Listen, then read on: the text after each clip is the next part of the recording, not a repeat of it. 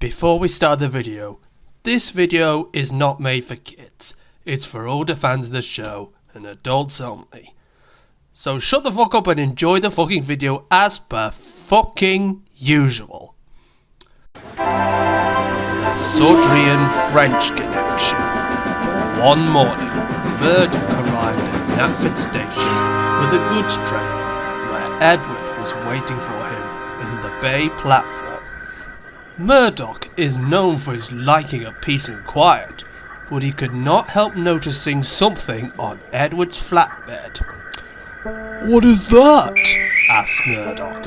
"Well," said Edward, "this is a memorial for 5 members of the 50th Battalion of the French Resistance who were based on Sodor during World War II. And, why would that be?" asked Murdoch. "Well, if you want to hear the whole story, then uncouple your trucks and I'll tell you."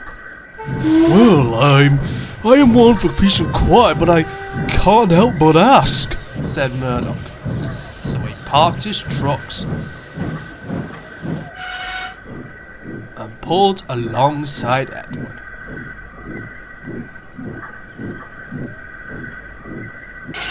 "So, tell me about the French resistance on Sodor." "Well, it all happens in the year 1943, said Edward, and this was the story. In 1943, France was divided. Half of it was under German occupation, and the other half was under the Vichy government, a German puppet state. The tide of the war was turning as the Germans began to be pushed back by the Soviets in the USSR, and plans were being drawn up for an Allied invasion of northern France to open a second front in Europe. Plans, however, on Sodor were drawn up to train 5 members of the French resistance for railway service during and after the invasion of France. 5 men were selected. They would become to be known as les cinq hommes. The 5 men were Jean-Paul Bosard, Raymond Durelles, Pierre Verrecq, Marc Chirac, and Augustin-Luc Hervé. One morning, they were assembled by the inspector. "Good morning, men, et bienvenue. Welcome to the training." "Excusez-moi, vous pouvez m'interpréter?" "Oui, bien sûr." The inspector hesitated. "I take it not all of you can speak English." "Yes, I can speak English. I can be an interpreter for you," replied Jean-Paul.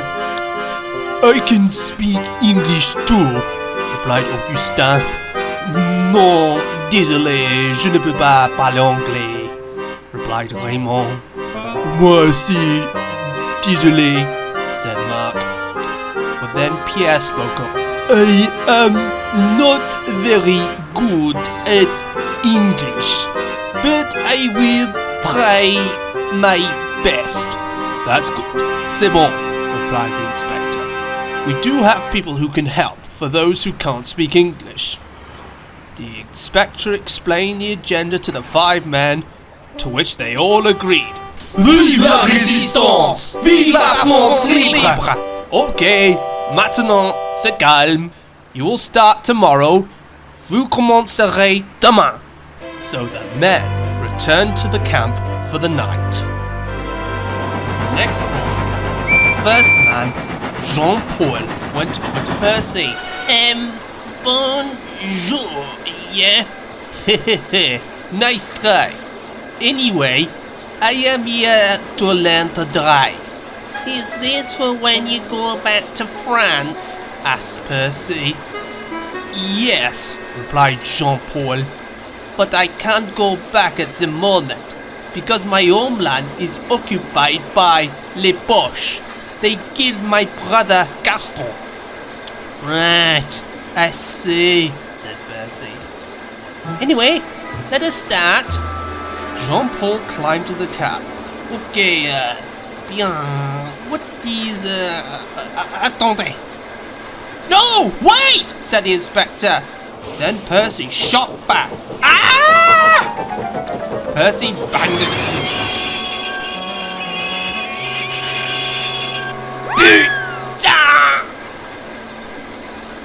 The three were alright, but Jean-Paul did listen and not pull any more levers before he was told to do so. Meanwhile, Pierre was with James, who was grouching about it. "Pa, this is a war situation. We don't have time for..." "Now, James," said the inspector. "No grouching. These men have an important job to do." "When France is liberated..." "Pah!" scoffed James. "At this rate, it'll be the Soviets who will do it while the Western Allies just sit on their asses." "Je vous demande pardon. I beg your pardon. You're wrong," protested Pierre. "The Allies are drawing up plans to invade France.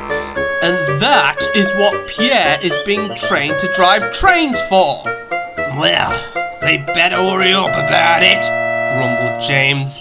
"I'm fed up with this war as it is." "Shut up!" snapped Pierre. James did not reply. "Excuse me, how do you sound le sifflet, the whistle? Okay, voici le levier." Then Pierre started blowing James's whistle, much to his annoyance. "Stop it!" Sorry, I was trying it." Later, Jean-Paul was still trying to get his head around Percy's controls. The inspector had left, but left Jean-Paul with Percy. "Est-ce... bon, pas ça. Où est le régulateur?" "Do you need help at all?" asked Percy. "No, I am fine. I will find it, voila!" Then Jean-Paul opened the regulator and Percy shot backwards. "Wait! Hold on!" cried Percy. But then he slammed into some trucks. Merde! "I think that is enough practice for today. Percy needs to take this goods train." "Bien reçu," said Jean-Paul, feeling a little bit dizzy. "I think I will go back to the camp for ici Londres. De Gaulle is speaking."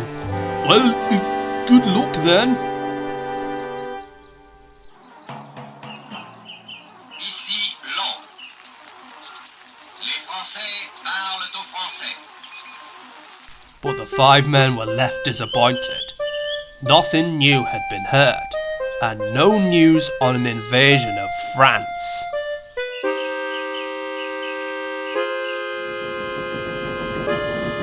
So as the weeks went on, the training continued. As far as progress, Raymond and Augustin showed the best initial progress out of the five men. One evening, Augustin was to take the helm of Henry under supervision with the goods train. But Augustin was not concentrating when it was time to go. "Véronique, ma fille, où est toi? Je te manque." "Augustin, what are you doing?"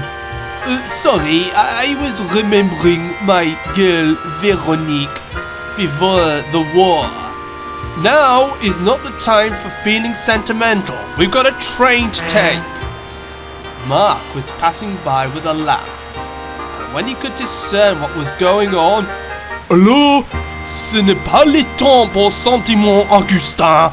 Allez, dépêchez les trains." Augustin sighed and opened Henry's regulator. But Henry didn't move. "You haven't released the brakes. Come on!" "Bordel!" Augustin released the brakes, and Henry's wheels slipped. He closed the regulator and then opened it again. Henry was not best pleased at that. Focus on your work and not who you knew before the war. Sorry. So they got underway, but Augustin still had his mind on Veronique. Marc was doing some shunting with Edward. Augustin was not paying attention, and then he went through a red signal. Wait! The signal is red! Quoi? You passed through a red signal! Bordel de merde! And Edward was right in the trap. Look out! Oh shit! Shit! cried Henry. They stopped just in time, but Marc was not very happy. Fils de pute! Fils de pute! Vous avez mis presque tué! Crétin! Été! Fais-moi 20 pompes! Lâche! Je vous déteste! The two men began to argue with each other when Percy pulled up with Jean-Paul at the controls, having gotten better from his earlier mistakes, and Pierre as the fireman. Pierre immediately bailed himself out of the situation. Oh no! Ils vont péter! What is going on? Asked Percy. I don't know, replied Jean-Paul. Oh, sorry Percy, apologized Edward. He had a bit of a mishap, and now the two are arguing. Yes, distracted about a girl he met before the war. Jean-Paul stepped in. Arrêtez tout de suite! Augustin and Marc stopped arguing. And once the signalman sorted everything out, Henry moved out with the goods train.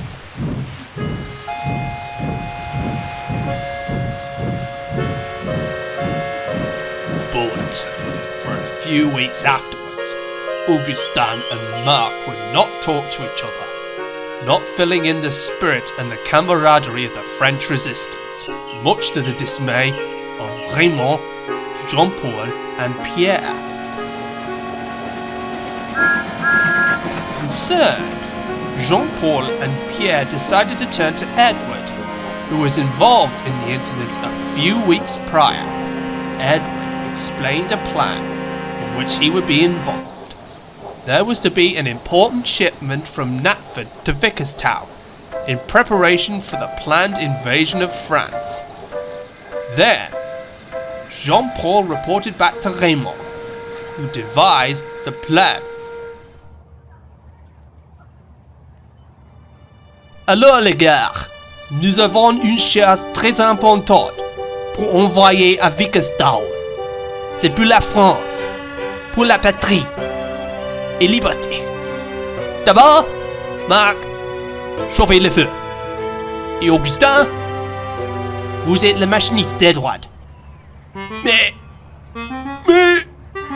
on ne peut pas. N'importe quoi. Vous pourrez. N'oubliez pas. Vive la résistance. Marc and Augustin couldn't muster up a response, so they just decided to follow Raymond's instructions and drive the train. They had also heard from de Gaulle that the Allies were finalizing plans for a ground invasion of Normandy.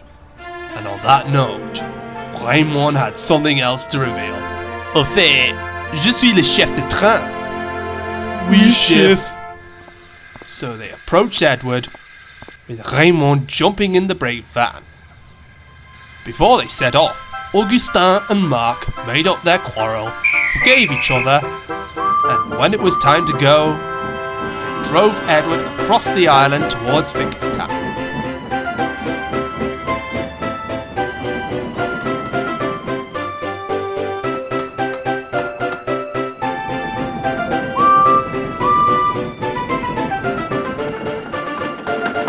When they arrived, Edward had praise for the two men.